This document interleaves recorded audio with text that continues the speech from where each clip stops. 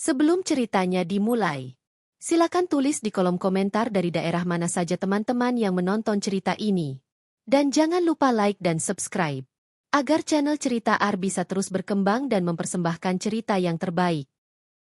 Pagi itu, sinar matahari menembus celah tirai krem di ruang tamu. Udara segar dari taman belakang masuk lewat jendela yang terbuka, membawa aroma melati yang sedang mekar. Di meja makan, secangkir kopi hitam masih mengepulkan uap, sementara roti gandum di atas piring kecil perlahan mendingin. Nella duduk di kursi rotan, mengenakan baju rumah berwarna biru muda, rambutnya yang panjang diikat rapi ke belakang. Jemarinya bergerak pelan di atas laptop, memeriksa rancangan interior yang harus ia kirim pada klien sore nanti. Di sisi lain ruangan, radio tua memutar musik jazz lembut yang menjadi teman setianya bekerja. Di luar, ayam tetangga terdengar berkokok bersahutan. Sesekali, suara motor lewat di jalan depan rumah, namun suasananya tetap terasa damai. Nella memandang halaman kecil di belakang rumahnya. Deretan pot berisi tanaman herbal tumbuh subur di sana. Ia selalu menyiramnya setiap pagi sebelum memulai pekerjaan. Ia bangkit, berjalan ke dapur, menuang air panas ke teko teh. Sambil menunggu, matanya menangkap kalender yang tergantung di dinding. Hari itu tidak ada jadwal khusus selain meeting online dengan klien pukul 4 sore. Ia menghela napas lega. Berarti ada cukup waktu untuk membereskan rumah dan menyelesaikan desain yang belum rampung. Ruang tamunya kecil tapi rapi. Sofa abu-abu diletakkan di dekat jendela, dihiasi bantal-bantal bermotif etnik yang ia jahit sendiri. Di sudut, ada rak buku berisi novel-novel yang sudah ia baca berulang kali. Dindingnya berwarna putih gading, memberikan kesan lapang meski ruangan tidak besar. Semua perabot dipilih dengan hati-hati, sesuai prinsipnya bahwa rumah harus nyaman bagi penghuninya, bukan sekadar indah dipandang. Selesai membuat teh, Nella membawa cangkirnya ke meja kerja. Ia membuka file desain, memperhatikan detail tata letak ruang tamu kliennya. Ruang yang akan ia tata itu berada di apartemen lantai 20, dengan pemandangan kota. Kliennya menginginkan konsep minimalis modern dengan sentuhan kayu. Nella menyesuaikan pencahayaan, memilih warna lantai, dan menambahkan kursi dengan desain sederhana namun elegan. Setiap sentuhan terasa seperti bagian dari dirinya sendiri. Jam menunjukkan pukul 9 pagi ketika ia memutuskan keluar ke halaman.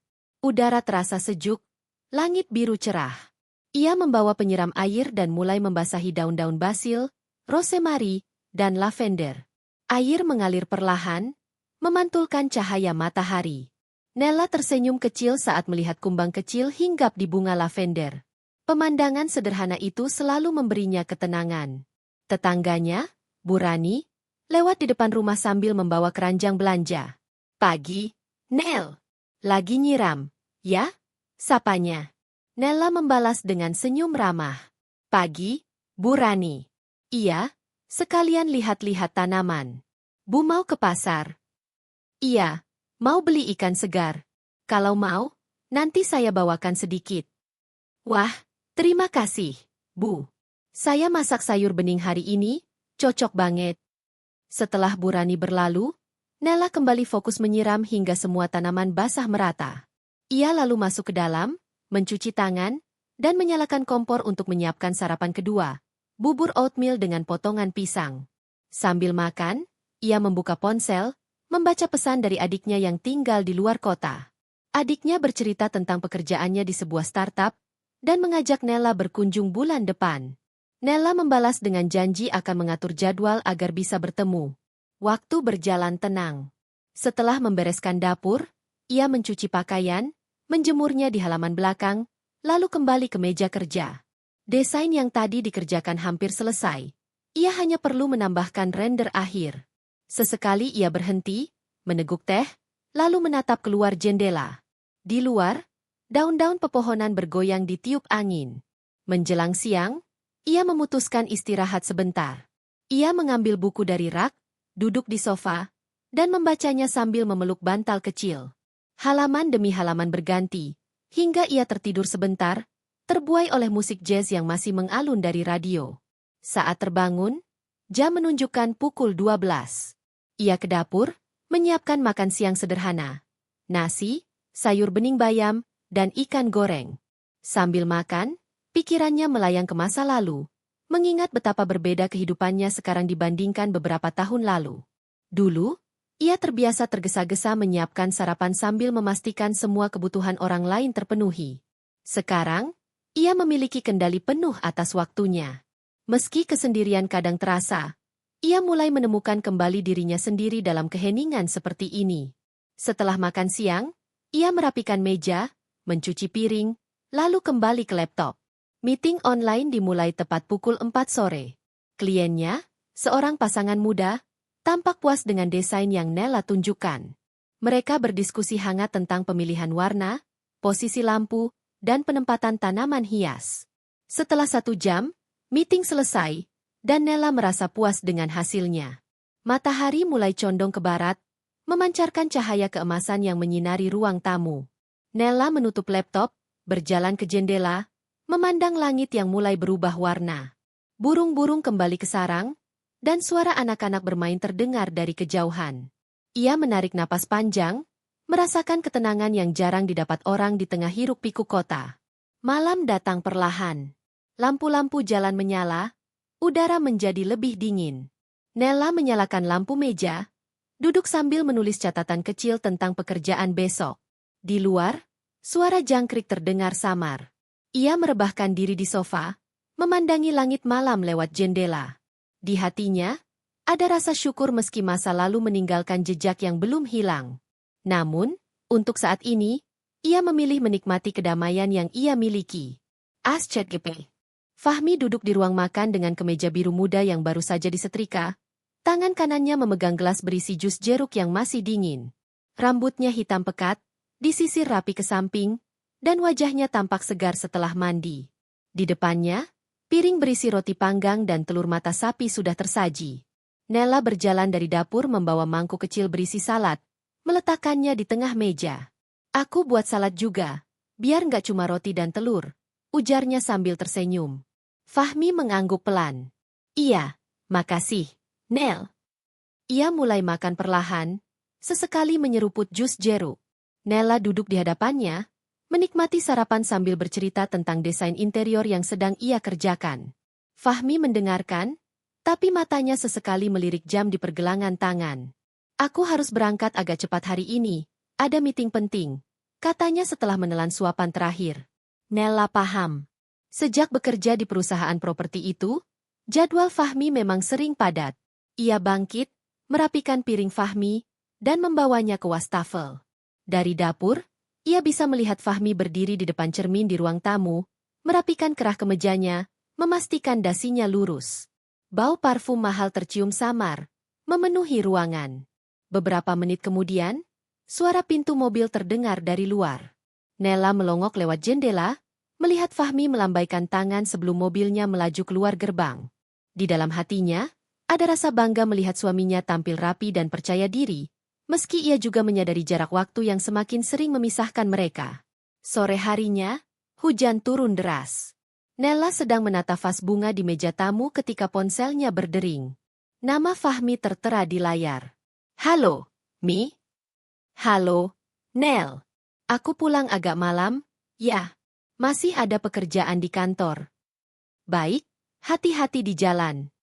Suara hujan di luar semakin deras. Nella menutup panggilan lalu kembali ke pekerjaannya. Ia tidak merasa curiga. Ini bukan pertama kalinya Fahmi pulang larut karena pekerjaan. Ia memilih percaya. Beberapa hari berikutnya, rutinitas serupa terus terjadi. Fahmi berangkat pagi dengan jas rapi, membawa tas kerja hitam, lalu pulang malam dengan wajah lelah. Nella selalu menyiapkan makan malam meski kadang ia makan sendirian karena Fahmi tiba ketika makanan sudah dingin. Suatu malam, ketika Nella sedang menonton televisi, Fahmi masuk dengan jas yang masih ia kenakan. Kamu belum ganti baju? Capek banget, ya? Tanya Nella sambil mematikan televisi. Lumayan. Tadi rapat sampai malam, habis itu masih ada presentasi ke klien. Nella bangkit, mengambilkan segelas air putih. Minum dulu. Mau aku panasin makan malamnya? Fahmi mengangguk sambil duduk di sofa, membuka dasinya. Ia menatap ruang tamu sebentar, lalu tersenyum tipis. Rumah ini jadi makin rapi. Ya, aku suka. Pujian sederhana itu membuat Nella senang. Ia memang selalu berusaha membuat rumah mereka nyaman. Baginya, rumah adalah tempat istirahat setelah lelah bekerja, dan ia ingin Fahmi merasakan itu. Akhir pekan tiba, dan untuk pertama kalinya dalam beberapa minggu, Fahmi tidak membawa pekerjaan pulang. Pagi itu mereka sarapan bersama sambil bercanda. Setelahnya, mereka pergi ke pasar tradisional untuk berbelanja bahan makanan. Di sana, Fahmi membantu memilih sayuran dan buah, sementara Nela sibuk menawar harga ikan. Sepulang dari pasar, mereka memasak bersama di dapur. Fahmi memotong sayur sementara Nela menggoreng ayam. Tawa mereka memenuhi ruangan, mengingatkan pada awal-awal pernikahan dulu.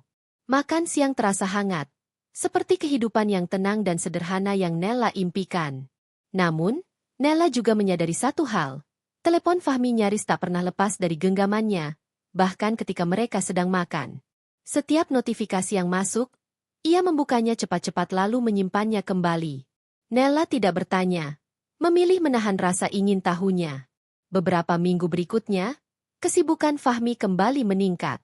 Kadang ia pulang lewat tengah malam, kadang tidak pulang sama sekali karena menginap di luar kota untuk urusan kantor. Nela tetap bersabar, menemaninya sebisa mungkin, menyiapkan segala kebutuhannya. Suatu malam, ketika Nela menunggu di ruang makan, hujan turun deras di luar. Jam sudah menunjukkan hampir pukul 11. Ia mengirim pesan pada Fahmi. Masih di jalan? Balasan datang 10 menit kemudian. Iya, macet banget. Pulang agak telat. Nela meletakkan ponselnya, menatap piring makan yang sudah ia tutupi tudung saji sejak sore. Udara di ruang makan mulai dingin, aroma sup ayam yang ia buat masih terasa, tapi tidak ada yang menyentuhnya. Ia memutuskan menaruh makanan di kulkas dan masuk ke kamar. Sekitar pukul 1 dini hari, suara pintu depan terdengar. Fahmi masuk pelan-pelan, seolah tak ingin membangunkan siapapun. Nela pura-pura tidur, tapi dari balik selimut, ia bisa mencium aroma parfum berbeda dari biasanya, bercampur sedikit aroma alkohol. Ia tidak membuka mata, hanya menarik napas panjang, mencoba menepis pikiran yang mulai muncul di kepalanya. Keesokan paginya, Fahmi bersikap seolah tidak ada yang aneh. Ia sarapan seperti biasa, lalu berangkat ke kantor. Nela hanya tersenyum tipis, menyembunyikan pertanyaannya di dalam hati. Hari-hari berikutnya berjalan seperti biasa di permukaan, namun Nela mulai memperhatikan detail kecil yang dulu tak ia pedulikan. Panggilan telepon yang dijawab Fahmi di luar rumah, rapat yang mendadak di akhir pekan, dan perubahan gaya berpakaian Fahmi yang semakin rapi dan mahal. Semua itu ia simpan dalam diam, sambil terus menjalani rutinitas sebagai istri yang setia. Pagi itu udara terasa sedikit dingin, meski matahari sudah muncul di balik awan tipis. Nela berdiri di depan cermin panjang di kamar, mengenakan blus putih sederhana dengan rok selutut berwarna pastel. Rambutnya ia ikat setengah ke belakang, dan ia memilih anting mutiara kecil yang ia simpan untuk acara-acara formal. Di meja rias, ada kotak berisi kue bolu pandan buatan sendiri yang akan ia bawa.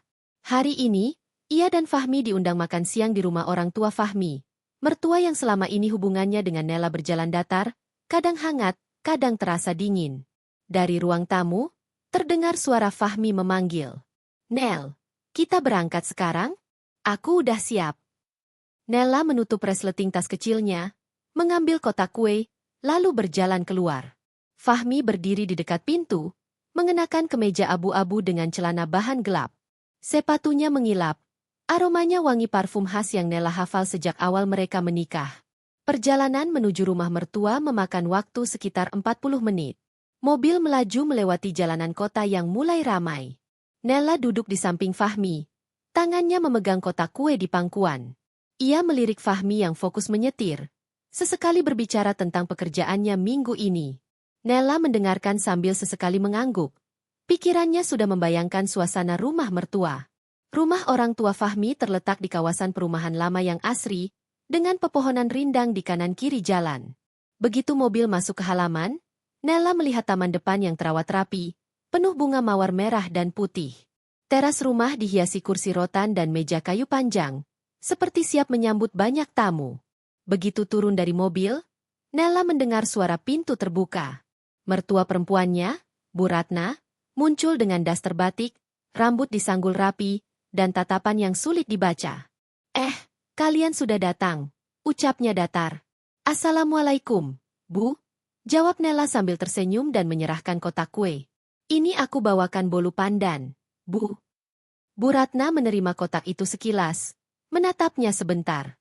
Oh, iya, taruh aja di meja makan nanti. Di dalam rumah, aroma tumisan bawang merah langsung menyambut. Meja makan sudah tertata dengan piring-piring berisi lauk beragam. Sayur lodeh, ayam goreng, sambal terasi, dan ikan bakar. Di ruang tamu, beberapa anggota keluarga besar sudah duduk bercakap-cakap, termasuk adik perempuan Fahmi, Rara, yang langsung menyapa kakaknya dengan semangat. Nella menyalami semua orang, termasuk mertua laki-laki, Pak Surya, yang duduk sambil membaca koran. Waalaikumsalam, jawabnya tanpa menoleh banyak. Nella sudah terbiasa dengan sikap kaku itu, namun ia tetap menjaga senyum. Saat makan siang dimulai, Nella duduk di antara Fahmi dan Rara. Suasana ramai, tapi sesekali muncul komentar yang menusuk, entah sengaja atau tidak. Nella, kamu sekarang sibuk di rumah saja ya? Tanya Bu Ratna sambil menyendok sayur ke piringnya. Masih ngerjain proyek desain interior, Bu, tapi di rumah. Jadi bisa sambil ngurus rumah juga. Jawab Nella pelan. Oh, iya. Soalnya ibu lihat istri temannya Fahmi itu aktif ikut seminar bisnis, sering tampil di majalah. Ya, beda-beda, ya? Ujar Bu Ratna dengan nada seperti membandingkan. Nella merasakan sedikit panas di telinganya, tapi ia hanya mengangguk sambil tersenyum tipis. Ia melirik Fahmi yang tampak pura-pura sibuk mengambil lauk, seolah tidak mendengar. Rara mencoba mengalihkan pembicaraan dengan bercerita tentang pekerjaannya, dan Nella ikut menanggapi agar suasana tidak canggung. Setelah makan, semua berkumpul di ruang keluarga. Televisi menayangkan acara talk show, namun suara percakapan keluarga lebih dominan. Beberapa sepupu Fahmi yang baru datang memperkenalkan diri pada Nella, sebagian menatapnya dengan rasa ingin tahu. Salah satu dari mereka bertanya, Mbak Nella, udah kepikiran mau punya anak? Udah berapa lama nikah? Ya? Udah hampir 3 tahun. Insya Allah, kalau sudah rezeki, kami pasti senang sekali, jawab Nella dengan nada tenang. Bu Ratna yang duduk di seberang langsung menimpali. Iya, soalnya teman-teman ibu udah nanyain. Mereka bilang, kalau belum ada anak, biasanya rumah tangga itu rawan bosan. Ibu sih nggak mau campur, tapi ya, namanya orang tua, pengen cepat gendong cucu. Ucapan itu disambut tawa ringan beberapa orang, tapi bagi Nella, rasanya seperti ditusuk halus di dada. Ia menunduk sebentar, mengatur napas, lalu kembali menegakkan kepala. Menjelang sore, suasana mulai mereda. Sebagian tamu berpamitan. Nella membantu membereskan meja makan, mencuci piring-piring di dapur. Saat ia sedang mengelap meja, Bu Ratna masuk dan berkata, kalau kamu mau cepat akrab sama keluarga besar, sering-sering aja datang. Jangan cuma pas diundang. Biar semua tahu kamu tuh cocok jadi istri Fahmi. Nella tersenyum sopan. Insya Allah, Bu. Saya usahakan sering berkunjung. Sebelum pulang, Nella pamit pada semua orang, kembali mendapat ucapan-ucapan yang seolah ramah tapi meninggalkan rasa berat. Di mobil, ia duduk diam sambil menatap keluar jendela. Fahmi menyetir tanpa banyak bicara, hanya sesekali bertanya, capek? Dan Nella menjawab singkat, lumayan. Sepanjang perjalanan pulang, bayangan kata-kata yang ia dengar di rumah mertua terus berputar di kepalanya. Ia mencoba meyakinkan diri bahwa itu hanya bentuk perhatian, tapi di dalam hati, ia tahu ada jarak yang belum pernah benar-benar terjembatani sejak awal ia menjadi bagian dari keluarga itu. Pagi itu Nella terbangun lebih awal dari biasanya. Langit di luar masih berwarna abu-abu, dan udara yang masuk melalui celah jendela terasa dingin menyentuh kulit. Ia duduk di tepi ranjang, memandangi jam di meja kecil yang menunjukkan pukul 5. Di sebelahnya, tempat tidur sudah kosong. Selimut yang biasanya terlipat rapi di sisi Fahmi kini berantakan. Bau parfum Fahmi yang baru tercium samar di udara, bercampur dengan aroma sabun mandi. Dari dapur, terdengar suara lemari kulkas dibuka dan ditutup. Nella keluar dari kamar, melihat Fahmi berdiri di sana dengan kemeja putih yang belum dikancingkan sepenuhnya. Di meja dapur ada roti tawar, selai kacang, dan botol air mineral. Kamu mau sarapan dulu? Tanya Nella sambil melangkah masuk. Fahmi melirik sebentar lalu menggeleng. Nggak usah. Aku buru-buru. Ada meeting pagi. Kalau gitu aku buatkan kopi cepat saja. Sebentar? Nggak usah. Nel, aku minum kopi di kantor aja. Nada suaranya datar, tapi tidak kasar. Hanya saja, Nella merasa ada jarak yang mulai terbentuk. Beberapa bulan lalu, Fahmi selalu minta sarapan buatan Nella, bahkan rela berangkat sedikit telat demi duduk sebentar di meja makan. Sekarang, ia tampak lebih terburu-buru, seakan waktu di rumah adalah hal terakhir yang ia prioritaskan. Fahmi meraih jas yang tergantung di kursi ruang tamu, lalu mengenakannya sambil melihat ponselnya. Jemarinya bergerak cepat mengetik balasan pesan, bahkan ketika Nella mendekat untuk membetulkan kerah kemejanya. Udah, nggak usah dibetulin, Nel. Aku buru-buru, katanya sambil mundur setengah langkah. Ia lalu meraih tas kerja hitam dan melangkah keluar, meninggalkan Nella berdiri sendirian di dekat pintu. Hari-hari berikutnya, perubahan itu semakin terasa. Fahmi mulai sering pulang larut malam, bahkan kadang melewati tengah malam. Alasannya selalu sama, rapat dengan klien, lembur, atau menghadiri acara kantor. Nella tidak langsung curiga, tapi ia mulai merasa kesepian. Rumah yang biasanya diisi percakapan ringan kini lebih sering sunyi. Suatu malam, Nella duduk di meja makan menunggu Fahmi.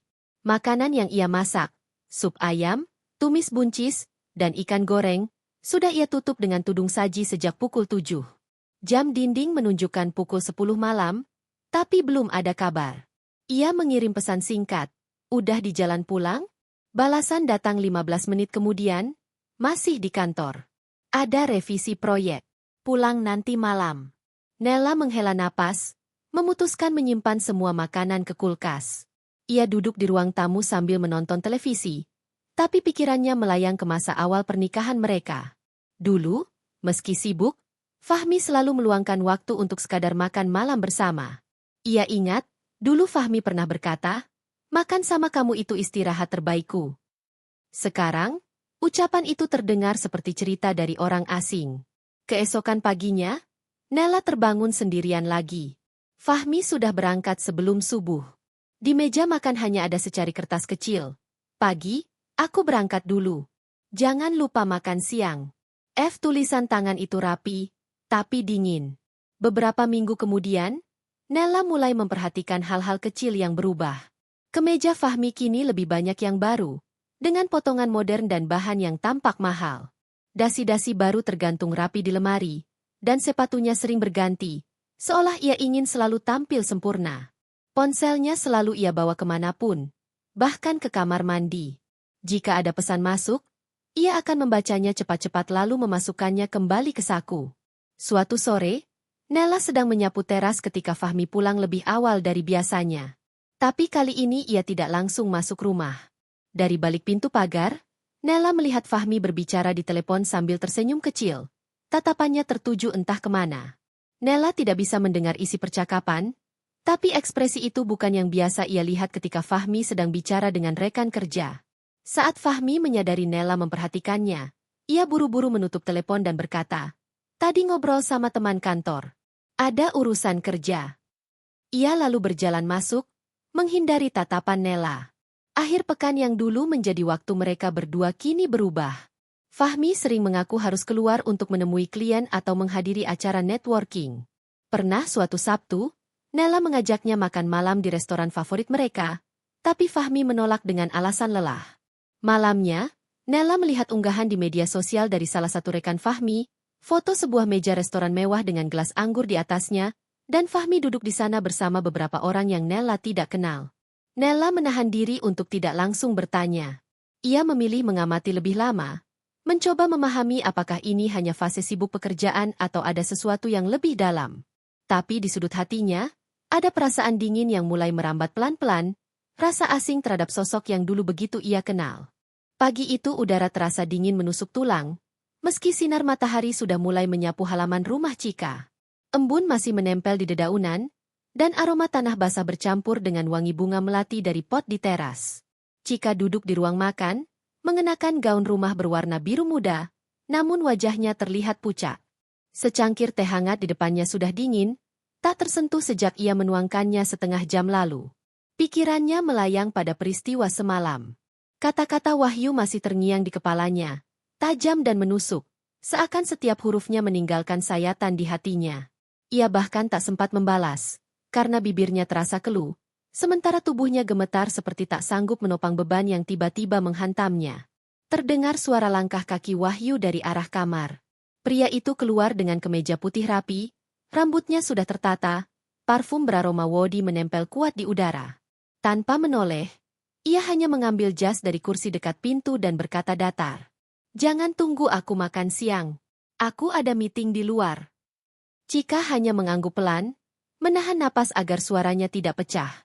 Begitu pintu tertutup di belakang Wahyu, ia merasakan keheningan yang menyesakan. Tangannya meraih cangkir teh, mencoba meminum sedikit, tapi rasanya hambar di lidah. Ia berdiri, melangkah ke dapur. Pandangannya jatuh pada piring-piring kotor sisa makan malam yang belum sempat dibereskan. Di antara sendok dan garpu, ada bekas lipstik merah di gelas yang bukan miliknya. Seketika dada Cika berdesir, perasaan curiga yang sudah lama ia pendam semakin kuat. Ia teringat, semalam Wahyu bilang ada rapat mendadak di kantor. Namun, lipstik itu bukan milik siapapun di rumah ini selain mungkin tamu yang tak pernah ia undang. Perlahan ia meraih gelas itu, menatap bekas lipstik tersebut seakan menatap bukti sebuah pengkhianatan.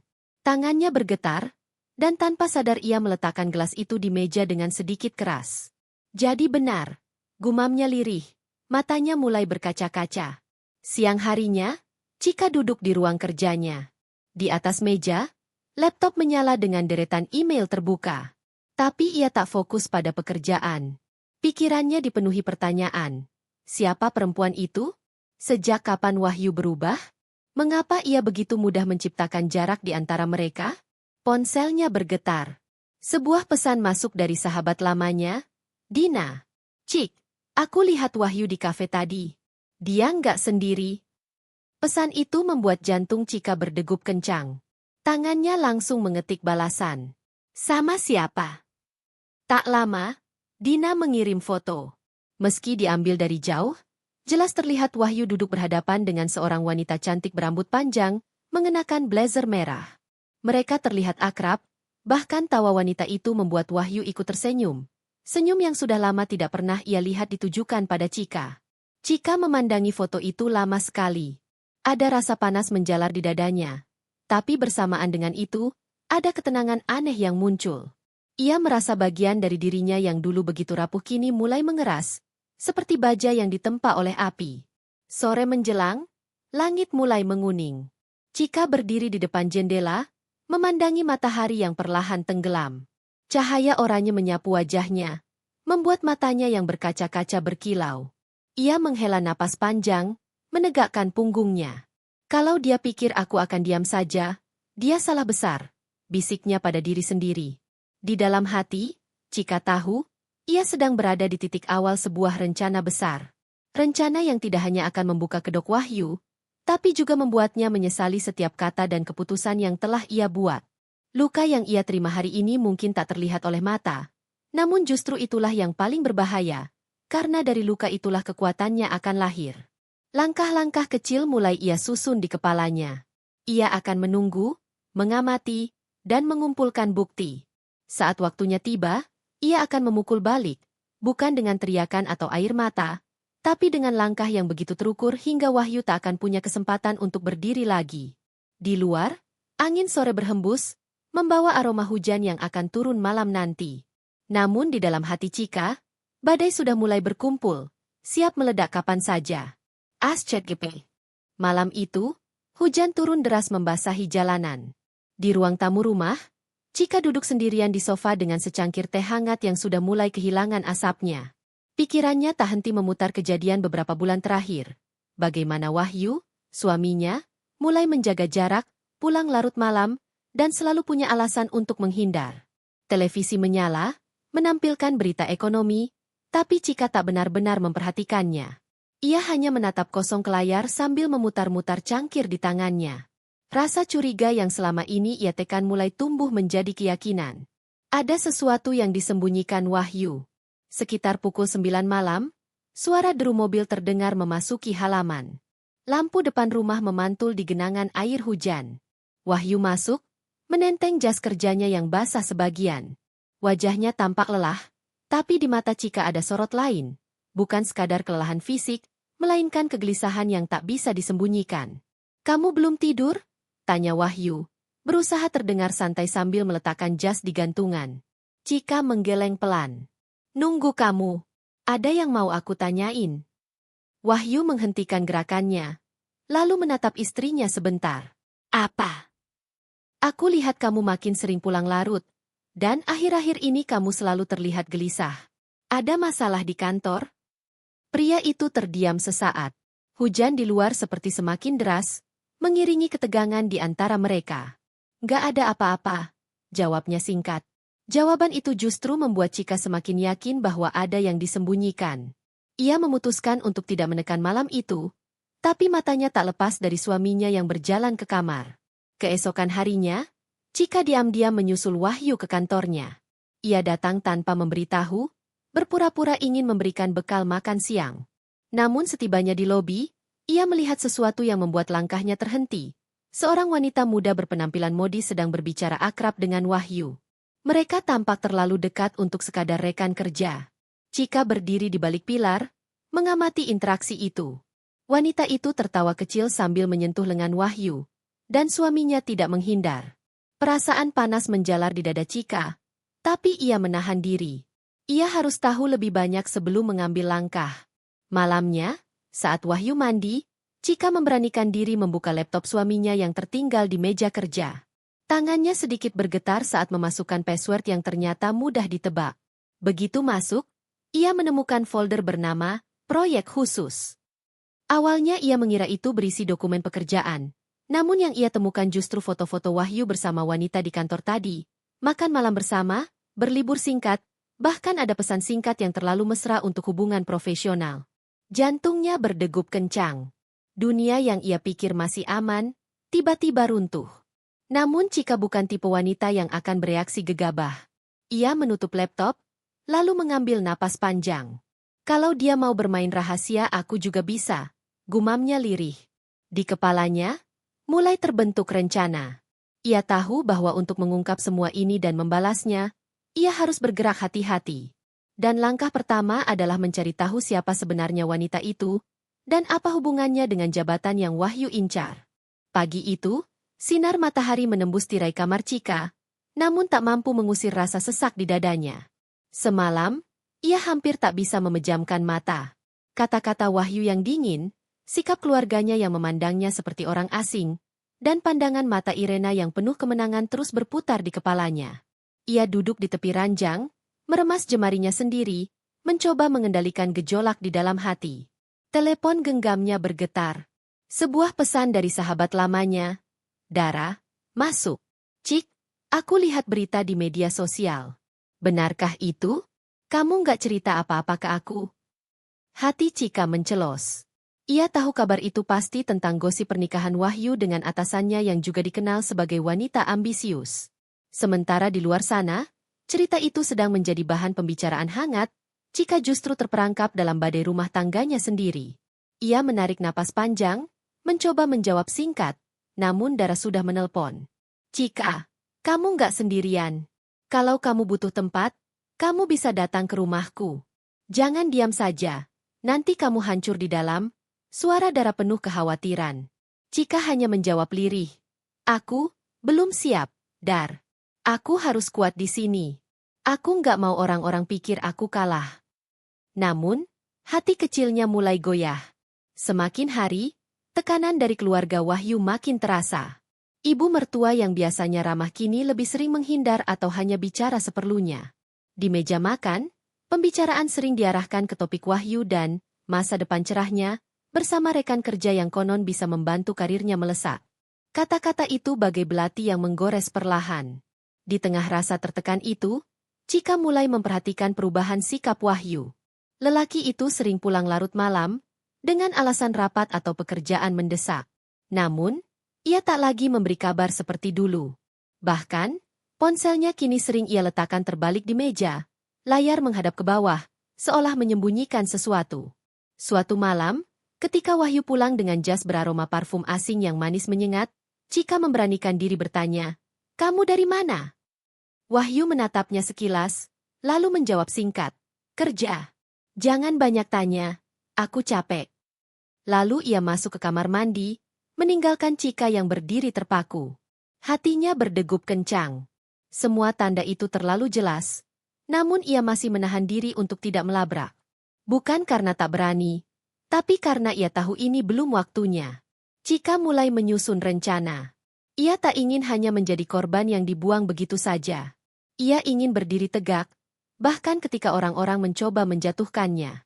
Di tengah kesunyian malam, ia mengambil sebuah buku catatan kecil yang pernah ia simpan di laci meja kerja. Buku itu dulunya adalah jurnal pribadi yang jarang ia sentuh. Malam ini, ia mulai menuliskan setiap kejadian, setiap kata, setiap perubahan yang ia lihat dari Wahyu. Semua detail ia rekam. Ia belum tahu kapan buku itu akan berguna, tapi ia yakin suatu hari nanti, catatan ini akan menjadi senjatanya. Namun, yang tak ia sangka adalah, di balik semua perubahan sikap Wahyu, ada rahasia yang jauh lebih besar, yang jika terbongkar, akan mengguncang bukan hanya rumah tangganya, tapi juga kehidupan orang-orang di sekitarnya. Dan benih-benih dari rahasia itu, tanpa sadar, sudah mulai ia temukan. Pagi itu suasana di rumah Chika berbeda dari biasanya. Udara terasa berat, seolah ada sesuatu yang menggantung di antara dirinya dan orang-orang di sekitarnya.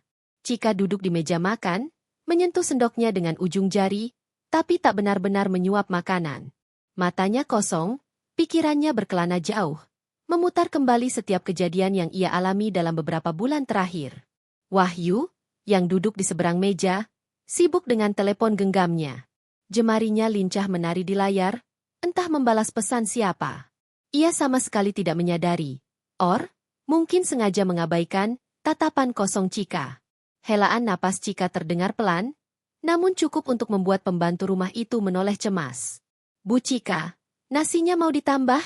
Tanya Wati, pelayan rumah tangga yang sudah lama bekerja di situ.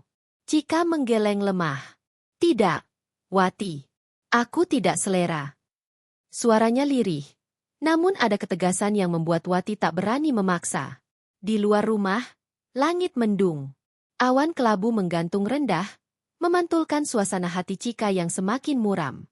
Setelah Wahyu berangkat kerja, Chika memutuskan untuk keluar rumah. Ia mengenakan setelan rapi, membawa tas tangan, dan menyalakan mobil sendiri. Sesuatu yang jarang ia lakukan akhir-akhir ini karena biasanya supir yang mengantar. Tujuannya hanya satu, mencari bukti. Beberapa hari sebelumnya, Chika mendengar kabar dari seorang kenalannya bahwa wanita yang kini menjadi istri baru Wahyu sebenarnya hanya staf junior di perusahaan besar yang selama ini ia kira dipimpin oleh keluarga wanita itu. Rasa penasaran bercampur sakit hati mendorongnya untuk membuktikan sendiri. Ia ingin memastikan apakah benar semua kemewahan yang ditunjukkan oleh wanita itu hanyalah topeng belaka. Chika meluncur menuju pusat bisnis kota, tepat ke gedung megah tempat perusahaan itu berdiri. Dari luar, gedung itu terlihat mewah, dengan dinding kaca berkilauan dan papan nama besar yang mengintimidasi. Namun Chika bukan datang untuk terkesan. Ia datang untuk mengupas lapisan-lapisan kebohongan. Ia memasuki lobi, melangkah mantap menuju resepsionis. Saya ingin bertemu dengan pimpinan perusahaan ini. Ada hal penting yang perlu saya bicarakan, ujarnya dengan nada percaya diri. Resepsionis itu sempat terkejut melihat aura elegan Chika, lalu memeriksa daftar tamu. Maaf, Bu. Ibu siapa? Ya. Chika tersenyum tipis. Cukup katakan ada yang ingin membicarakan reputasi perusahaan ini. Saya yakin beliau akan mengerti. Tak lama kemudian, seorang pria paruh baya berpenampilan berwibawa muncul dari lift. Chika langsung mengenalinya dari foto di berita bisnis. Beliau adalah pemilik asli perusahaan itu, bukan keluarga wanita yang mengaku anak orang berpengaruh itu. Pertemuan itu berlangsung di ruang rapat tertutup. Chika memaparkan semua yang ia ketahui, lengkap dengan bukti foto, percakapan, dan rekaman yang ia simpan. Pemilik perusahaan itu tampak marah. Namun lebih pada kenyataan bahwa nama perusahaannya dibawa-bawa oleh seseorang yang bahkan bukan bagian penting dari organisasinya. Saya berterima kasih karena Anda datang, Bu Chika. Kami akan menindaklanjuti ini, kata sang pemilik dengan tegas. Keluar dari gedung itu, Chika merasakan beban yang sedikit terangkat dari dadanya. Ia tahu, ini baru permulaan. Kebohongan yang dibangun oleh wanita itu perlahan mulai retak, dan sebentar lagi akan runtuh sepenuhnya.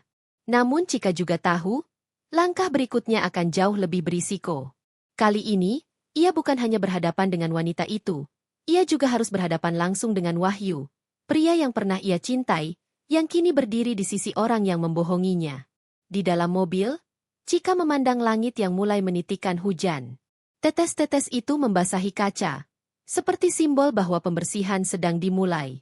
Senyumnya tipis, namun matanya memancarkan tekad yang tak lagi bisa digoyahkan. Hatinya berbisik, kebenaran sudah mulai terungkap. Dan aku akan pastikan semua orang melihatnya. ASCGP. Pagi itu, suasana rumah Wahyu terasa tegang. Udara seperti menahan napas, menunggu sesuatu yang besar terjadi. Cika duduk di ruang tamu, menatap secangkir teh yang sudah dingin. Matanya sayu, tapi sorotnya tajam.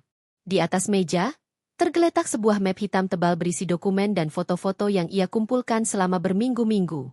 Semua itu adalah bukti kebohongan Wahyu dan wanita yang kini menjadi istrinya, Rani. Beberapa jam sebelumnya, Cika menerima telepon dari seorang teman lama, Lina, yang bekerja di perusahaan milik suami barunya, Dimas.